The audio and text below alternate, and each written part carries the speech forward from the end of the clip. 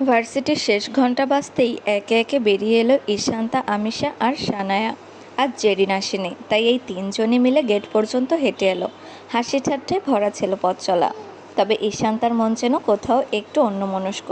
ওর দৃষ্টি হঠাৎই আটকে গেল গেটের বাইরের পার্কিং লটে। একটা কালো এসইউভি, সামনে ঠেস দিয়ে দাঁড়িয়ে থাকা আরাধ্য। ব্ল্যাক শার্ট, টাইট ফিটের ডেমিন, চোখে কালো সানগ্লাস। আজ যেন সিনেমার কোনো দৃশ্য থেকে উঠে আসা কেউ। এক মুহূর্তের জন্য শ্বাস আটকে গেল ঈশান্তার। মনের ভেতরে হালকা একটা ঢেউ যেন উঠল। আমিশা বলল, ওই দেখ, আরাধ্য ভাইয়া এখানে। সানায়াও অবাক, তিনজনেই একটু গতি বাড়িয়ে গাড়ির দিকে এগিয়ে এলো। আমিশা প্রশ্ন করলো, ভাইয়া তুমি এখানে কি করছো? আরাধ্য ঠান্ডা গলায় উত্তর দিল, ভাবলাম তোদের ক্লাস শেষ, পৌঁছে দিয়ে আসি। তারপর ও গাড়ির দরজা খুলে বলল, চলো উঠে পড়ো সবাই। ঈশান্তা আর আমিশা পেছনের সিটে গিয়ে বসে পড়ল। সানায়া তখন একটু ইতস্তত করছিল, আমি নিজেই চলে যাব ভাইয়া, তেমন দূর না।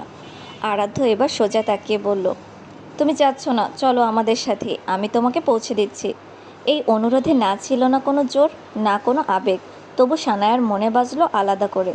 খুশির ঝিলিক ছড়িয়ে পড়লো ওর চোখে মুখে। ও সামনের সিটে এসে বসে পড়ল। আর ঠিক তখনই আরাধ্য ওর দিকে ঝুঁকে বলল, এক্সকিউজ মি। সানায়া এক মুহূর্তে থমকে গেল। আরাধ্য নিজ হাতে ওর সিট বেল্ট তুলে নিল, ধীরে ধীরে বেল্ট টেনে এনে ওর শরীর বরাবর নামিয়ে দিল। তারপর ক্লিক করে লাগিয়ে দিল সেফটি ক্লিক। একটা মুহূর্ত দুজনের চোখ মুখোমুখি হলো। সানায়ার শ্বাস যেন এক মুহূর্তের জন্য আটকে গেল। ওর চোখে বিস্ময় আর মুখে এক চিলতে হাসি। এই মুহূর্তটা যেন চিরকাল ধরে রাখতে চাইল সে। এদিকে পিছনে বসে থাকা ঈশান্তার মনে হচ্ছিল সময়টা থেমে গেছে। সিট বেল্ট বাঁধা এই ছোট্ট মুহূর্তটাও যেন ওর বুকের ভেতর কাটার মতো বিঁধে গেল। ও চুপচাপ জানালার দিকে মুখ ঘুরিয়ে নিল। বাইরের রাস্তার গাড়িগুলো দ্রুত ছুটছিল, কিন্তু ঈশান্তার মনে তখন সব কিছু থমকে গেছে। মনেই বলল, এটা শুরু নাকি শেষের ইঙ্গিত? আমি কি কেবল দেখেই যাব চুপচাপ, হারিয়ে যাওয়ার মতো? গাড়ির ইঞ্জিন স্টার্ট দিল আরাধ্য। মনে হলো তার সাথে ঈশান্তার ভাবনাগুলোও ছুটে চলল এক অনিশ্চিত গন্তব্যের দিকে। গাড়ির ভেতরে একটা অদ্ভুত নিস্তব্ধতা। আরাধ্য মনোযোগ দিয়ে স্টিয়ারিং ধরে আছে। পেছনে বসে আছে আমিশা আর ঈশান্তা, দুজনেই চুপচাপ। ঈশান্তা বারবার জানালা দিয়ে বাইরে তাকালেও ওর মন আটকে আছে সামনের আসনে বসা একজনের দিকে। আরাধ্য।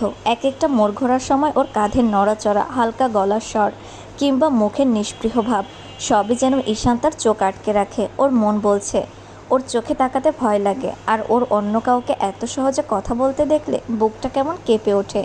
সামনে বসে থাকা সানায়া কিন্তু একেবারে ভিন্ন মুডে। ও জানালার বাইরে তাকিয়ে আছে, চোখে মুখে আনন্দের ঝিলিক। এই প্রথম এতটা কাছে থেকে এতক্ষণ নিজের ক্রাশের সঙ্গে সময় কাটাচ্ছে। হালকা হাওয়ায় ওর চুলগুলো বারবার উড়ে আসছে গালে। ও সেই হালকা ছোঁয়াকে উপভোগ করছে। হঠাৎই আরাধ্য বলল, সরি সানায়া। সানায়া চমকে তাকালো ওর দিকে। সরি কেন? আরাধ্য এক মুহূর্তে চুপ করে থেকে ধীরে বলল, কাল একটু রুড হয়ে গিয়েছিলাম তোমার সাথে, মুডটা ঠিক ছিল না, তাই ঠিকভাবে রেসপন্স দিতে পারিনি, আই এম সরি। সানায়া মৃদু হেসে বলল, ইটস ওকে। আসলে আমি তো ভাবতেই পারিনি আপনি কথা বলবেন। ওর গলার স্বর একটুও রাগী ছিল না, বরং খানিকটা লাজুক। আরাধ্য হালকা মাথা নাড়ালো, তারপরও জিজ্ঞেস করলো, তুমি এখন কোন সাবজেক্টে পড়ছো? সানায়া একটু উচ্ছ্বাসিত হয়ে বলল, বিজনেস স্টাডিজ, আমিশার ঈশান্তের ডিপার্টমেন্টেই। আরাধ্য আবার জিজ্ঞেস করলো, ছোটবেলায় তো দেখা হয়েছে, এখন নিজেকে কতটা বদলেছো মনে করো? এই প্রশ্নে সানায়া একটু হাসলো, তখন আমি শুধু খেলতাম, এখন নিজের জায়গা গড়ে তুলতে চাই। আরাধ্য হালকা একটা সায় দিল। পেছনে বসে থাকা ঈশান্তার চোখে জল আসার উপক্রম। ওর মন বলল, ওর সঙ্গে এত স্বাভাবিকভাবে কথা বলা এত সহজ। কালকেই তো আমায় বলছিল, তুই কি প্রতিদিন বারান্দায় দাঁড়িয়ে থাকিস? আর আজ ওর গলায় মিষ্টি সুর। আরও ভাবল, তাদের কথা শুনতে কেমন যেন বুক ধড়ফড় করছে। তবে কি সত্যি ওদের মধ্যে কিছু গড়ে উঠেছে? আমিশা কিছু না বলে পাশে তাকিয়ে আছে। ও বুঝে ফেলেছে ঈশান্তার মনের কষ্টগুলো একেবারে চোখের সামনে ভাসছে। গাড়ির হালকা মিউজিক, হাওয়া আর সামনে বসা দুজনের কথোপকথনের মাঝে ঈশান্তার মনের দ্বন্দ্ব যেন দম আটকে আসা নিঃশ্বাসের রূপ নিচ্ছে। গাড়িটা এসে থামলো খান ম্যানশনের সামনে। ধীরে ধীরে আরাধ্য ব্রেক চাপলো। গাড়ি নিঃশব্দে থামলো। ও ঘাড় ঘুরিয়ে পেছনে তাকিয়ে বলল, তোরা দুজন বাড়িতে যা, আমি সানায়াকে পৌঁছে দিয়ে আসছি। এই কথাটা বলার সঙ্গে সঙ্গে সানায়ার মুখে আনন্দের ঝিলিক। ও যেন নিজের কানকেই বিশ্বাস করতে পারছে না। মনটা নেচে উঠছে। নিজের ক্রাশের সঙ্গে একা সময় কাটানোর সুযোগ, এটা যেন সানায়ার জীবনের পরম পাওয়া। কিন্তু পেছনে বসা ঈশান্তার মুখটা মুহূর্তেই থমকে গেল। চোখে ঝাপসা ভাব, বুকটা হঠাৎ ভারী হয়ে উঠল। ওর মনের ভেতরটা বলে উঠল, আবার আবার ওনার পাশে সানায়া, আর আমি শুধু দেখতে থাকবো। ওনাকে বুঝিয়ে বলতে ইচ্ছে করে, দূরে যেন না আর আরাধ্য ভাই, প্লিজ না। আমিষা এক দৃষ্টিতে তাকিয়ে দেখছে ঈশান্তার মুখ। ও বুঝতে পারছে ঈশান্তার কষ্টটা। গাড়ির দরজা খুলে আমিষা নেমে গেল, কিন্তু ঈশান্তা যেন সব ভুলে গেছে। ও ঠিক আগের অবস্থানে বসে রইল চুপচাপ, কোনো সাড়া নেই। আরাধ্য এবার কঠোর গলায় বলল, কি বললাম শুনিসনি ঈশা, বাড়িতে যা। ওর গলায় হালকা বিরক্তি ছিল, আর সেই শব্দেই যেন ঈশান্তার ভাবনার জাল ছিঁড়ে গেল। চুপচাপ দরজা খুলে নামলো ঈশান্তা, কোনো কথা বলল না, একবারও তাকালো না কারোর দিকে, শুধু গায়ে নিয়ে নামলো আর দাঁড়িয়ে রইল। আরাধ্য গিয়ার চেঞ্জ করে গাড়ি স্টার্ট দিল। গাড়ির শব্দ বাড়তে থাকলো, আর সেটা দূরে সরে যেতে থাকলো। ঈশান্তা দাঁড়িয়ে রইল ওখানে, চোখে স্থির দৃষ্টি, ঠোঁট কামড়ে ধরে রাখছে নিজের। মনের ভেতরে অজস্র চিন্তা ঘুরপাক খাচ্ছে। আবার দূরে চলে যাচ্ছে, আবার আমি একা দাঁড়িয়ে থাকছি, আর কতবার। ঠিক তখনই পেছন থেকে আমিষার কণ্ঠ এলো, শান্তির মা, দাঁড়িয়ে আছিস কেন? ঈশান্তা চমকে পেছনে তাকালো, চোখে জলের আভাস লুকিয়ে ফেললো এক ঝটকায়। চল ঘরে যাই, বলল আমিষা নরম গলায়। ঈশান্তা মাথা নিচু করে হাঁটা দিল, কিন্তু একবার পিছন ফিরে তাকালো সেই পথে, যেখানে কিছুক্ষণ আগেও দাঁড়িয়েছিল আরাধ্যর গাড়ি। গাড়ি চলছে, হালকা নীরবতা ভাঙল আরাধ্য নিজেই। তোমার শখ কি? সানায়া একটু অবাক হয়ে তাকালো, তারপর হেসে উত্তর দিল, বই পড়া, গান শোনা আর গার্ডেনিং। আমি ফুল ভালোবাসি, গাছের সাথে কথা বলা এক ধরনের শান্তি দেয়। আরাধ্য একটু হেসে বলল, তোমার মতো কাউকে কাদামাটিতে ভাবতে কষ্ট হয়। সানায়া চোখ টিপে বলল, ভেতরের মানুষটা অনেক আলাদা আরাধ্য ভাইয়া। আরাধ্য কৌতূহল নিয়ে জিজ্ঞেস করলো, তুমি থ্রিলার রোমান্টিক কোনটা বেশি পছন্দ করো? সানায়া বলল, থ্রিলার, রহস্যময় কিছু। আমি বোরিং গল্পে আগ্রহ পাই না। আরাধ্য মনোযোগ দিয়ে শুনে বলল, তাহলে তুমি এমন কিছুতেই বিশ্বাস করো যেখানে ধোঁয়া থাকলেও আগুন লুকিয়ে থাকে? সানায়া হেসে বলল, হয়তো বা। আর হ্যাঁ, গানও আমার খুব ভালো লাগে। কাল রাতেও আপনার গান শুনেছি, অপূর্ব গলা আপনার। আরাধ্য খানিকক্ষণ চুপ থেকে বলল, তোমার কান ভালো, তাই ঠিকমতো শুনতে পেয়েছো। এই কথা বলার কিছুক্ষণের মধ্যেই গাড়ি এসে থামলো সানায়াদের বাড়ির সামনে। আরাধ্য গাড়ি থামিয়ে বলল, তোমার বাড়ি এসে গেছে। সানায়া জানালার বাইরে তাকিয়ে একটু কষ্টের হাসি দিল, মনে মনে ভাবল, এত তাড়াতাড়ি চলে এলাম, আর একটু যদি সময় পাওয়া যেত। গাড়ি থেকে নামার সময় আরাধ্য আবার বলল, যাও, আবার দেখা হবে, নিজের খেয়াল রেখো। সানায়া চমকে তাকালো আরাধ্যর দিকে, তারপর একটা মিষ্টি হাসি দিয়ে বলল, অবশ্যই রাখবো, আর আপনি খেয়াল রাখবেন নিজেরও। সানায়া নেমে গিয়ে ধীরে ধীরে গেটের দিকে হাঁটতে লাগলো। আরাধ্য তাকিয়ে রইল, মুখে এক চিলতে মুচকি হাসি। সানায়া দৌড়ে নিজের রুমে ঢুকে পড়লো, ব্যাগটা এক ঝটকায় বিছানার উপর ছুঁড়ে ফেললো, তারপর দম নিতে নিতে ঘরের চারিদিকে তাকালো। ঘরটা যেন একটা ছোটোখাটো গ্যালারি, দেয়ালে দেয়ালে শুধুই আরাধ্য। ছোটোবেলার কিছু ছবি, মিডিয়াতে ছাপা হওয়া ফ্রেমবন্দি কাটিং, লাইভ কনসার্টের পোস্টার, আর মাঝ বরাবর ঝোলানো সেই একটা বড় ছবি, সানায়ার সবচেয়ে প্রিয়। সানায়া ধীরে ধীরে ঘুরে ঘুরে ছবিগুলোর দিকে তাকাতে লাগলো, ওর চোখে একরাশ ভালোবাসা। সানায়া চুপচাপ হেসে বলল, তুমি জানো, আজ আমি তোমার পাশে বসেছিলাম, তুমি আমার সিট বেল্ট পরিয়ে দিয়েছো নিজ হাতে। আমি ভাবতেও পারিনি এটা কোনো দিন হবে। তোমাকে এত কাছ থেকে দেখলাম, কথা বললাম, বিশ্বাস করতে মন চায় না। হঠাৎ ব্যাগটা খুলে ফোন বের করলো, ফেসবুক ওপেন করলো, কয়েক সেকেন্ড চিন্তা করে একটা স্ট্যাটাস লিখতে শুরু করলো। ওর চোখে মুখে একরকম উচ্ছ্বাস, একরকম ঘোর। কখনো কখনো কিছু মুহূর্ত আমাদের হৃদয়ে এমন গভীরে ছাপ ফেলে যায়, যেটা শব্দে বলা যায় না। কিছু মানুষ থাকে যাদের এক ঝলকেই মনে হয় জীবনটা সুন্দর। আজ একটা দিন ছিল ঠিক তেমন, এক স্বপ্নের মতো। পোস্ট করে ফোনটা বিছানার উপর রেখে দিল, এরপর ধীরে ধীরে দেয়ালের দিকে এগিয়ে গেল। সেই বড় ছবিটা সামনে দাঁড়িয়ে ঠায় তাকিয়ে রইল। ছবিটা দেখে ওর চোখের এক অন্যরকম আবেগ। সানায়া নরম গলায় বলল, তুমি যদি জানতেই আমি কতটা ভালোবাসি তোমায়। আমি জানি না তুমি কখনো জানতে পারবে কিনা, কিন্তু আমি অপেক্ষা করব যতদিন দরকার, কারণ তুমি শুধু আমার ক্রাশ না, তুমি আমার স্বপ্ন, আমার বিশ্বাস। হালকা বাতাসে পর্দা দুলে উঠল। সানায়া সেই ছবিটার দিকে হাত বাড়িয়ে ছুঁয়ে বলল, একদিন তুমি নিজেই আমার নাম বলবে, এমন করে যেমন আমি কল্পনা করি প্রতিদিন। বাড়িতে ফিরে আসার পর থেকে ঈশান্তা নিজের ঘর থেকে একবারও বের হয়নি। আলো জ্বালানো হয়নি ঘরে, ঘরটা অনেকটাই অন্ধকারে ডুবে আছে। বাইরের আকাশ কালো মেঘে ছেয়ে গেছে, হালকা বিদ্যুৎ চমক দিচ্ছে মাঝে মাঝে, বাতাসে এক অদ্ভুত থমথমে ভাব। ঈশান্তা চুপচাপ পড়ার টেবিলে বসে আছে, সামনে তার প্রিয় ডায়েরির পৃষ্ঠাগুলো কিছুটা ভেজা, মনে হয় আগেও চোখের পানি পড়েছে সেখানে।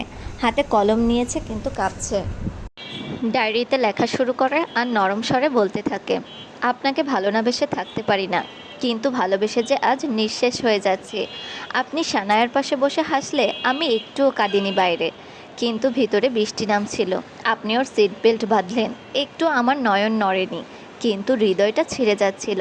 আপনি ওর সঙ্গে কথা বললেন, আমি কিচ্ছু বলিনি, কিন্তু আমার শব্দগুলো চিৎকার করে কেঁদেছে। আপনি কি বুঝবেন কোনো দিন?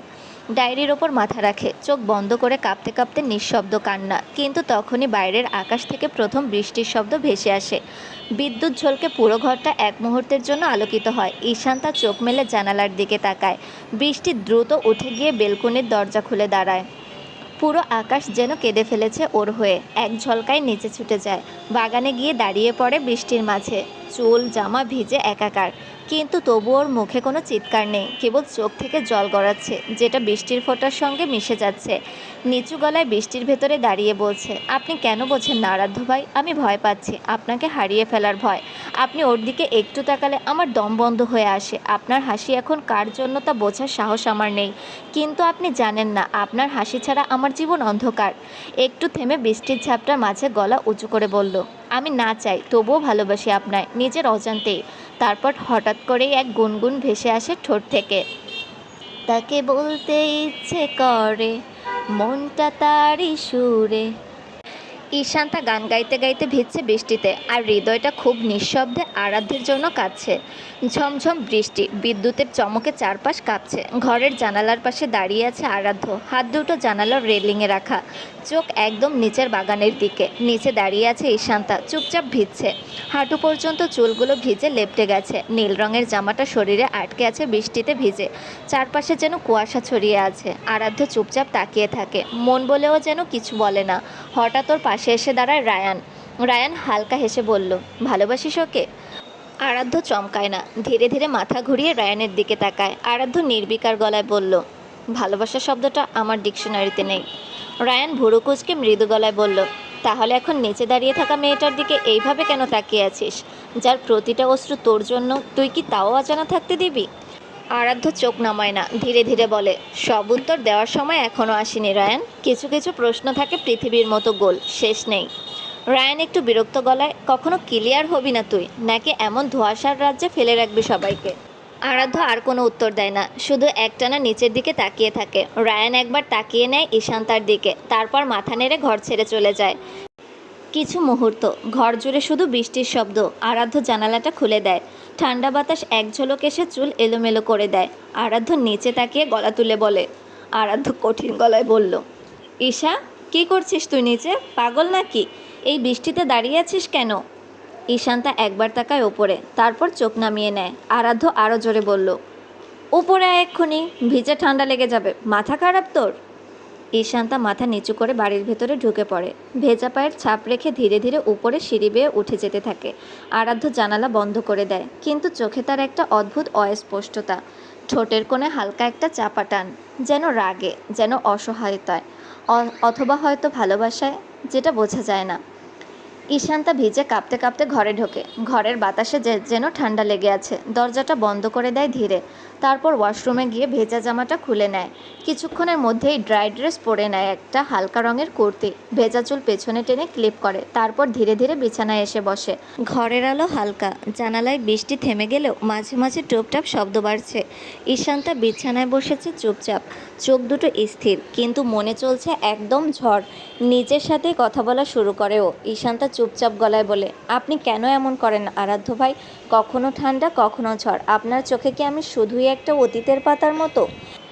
একটু থেমে আবার বলে, ভিলেন। হ্যাঁ, আপনি আমার জীবনের ভিলেন। তবু কেন এই ভিলেনের কথাই সারাদিন মাথায় ঘুরে ফিরে আসে?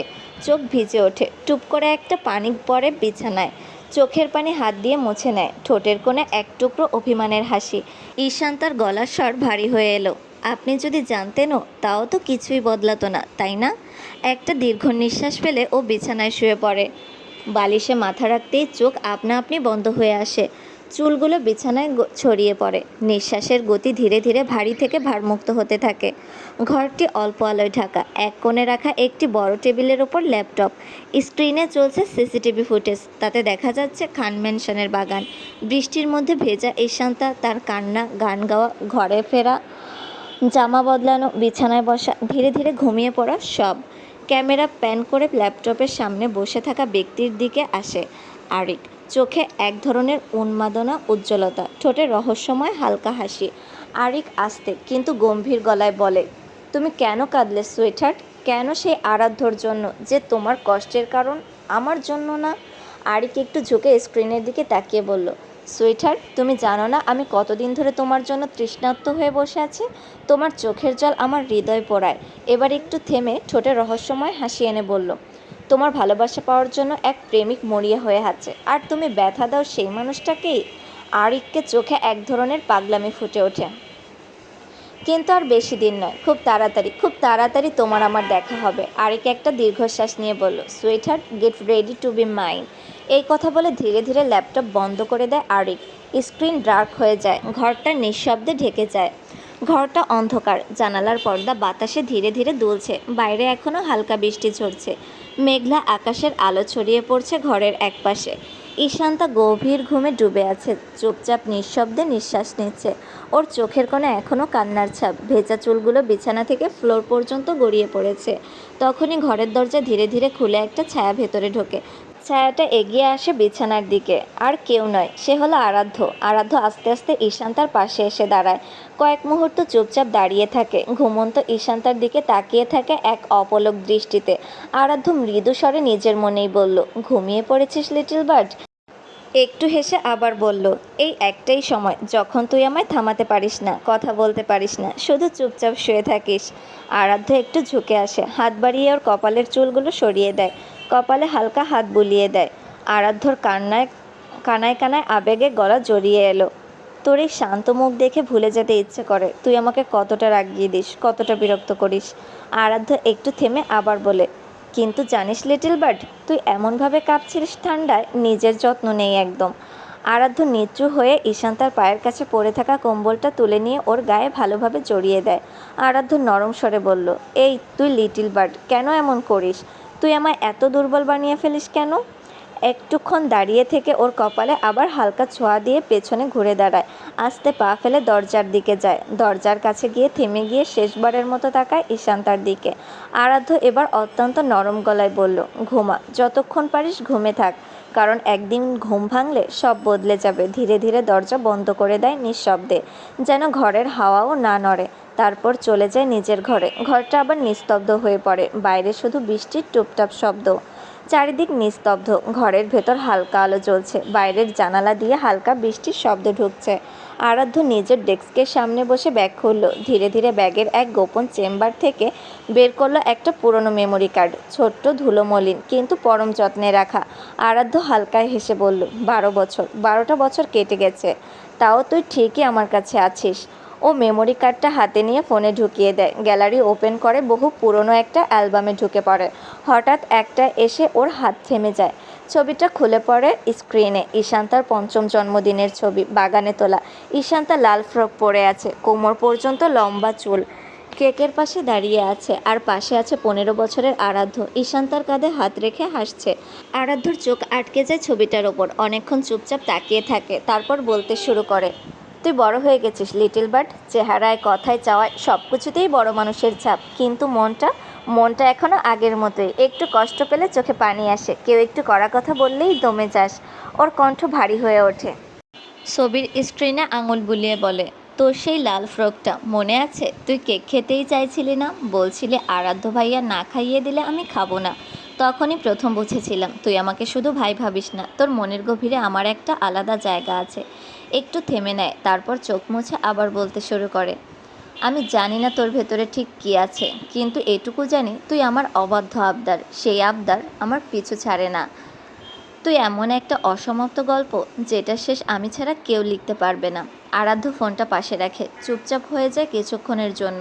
বাইরে তখনও টুপটাপ বৃষ্টি চলছে, ভিতরের নিস্তব্ধতায় তার ধ্বনি যেন আরও গাঢ় হয়ে ওঠে। আরাধ্য নিজেই নিজেকে বলল, এই গল্পে আমি হারতেও রাজি, কিন্তু তোকে কাউকে হারিয়ে দিতে দেব না লিটল বার্ড। স্ক্রিনে তখনও সেই ছবিটা জ্বলজ্বল করছে, ছোট্ট ঈশান্তা হাসছে আর পাশেই কিশোর বয়সের আরাধ্য।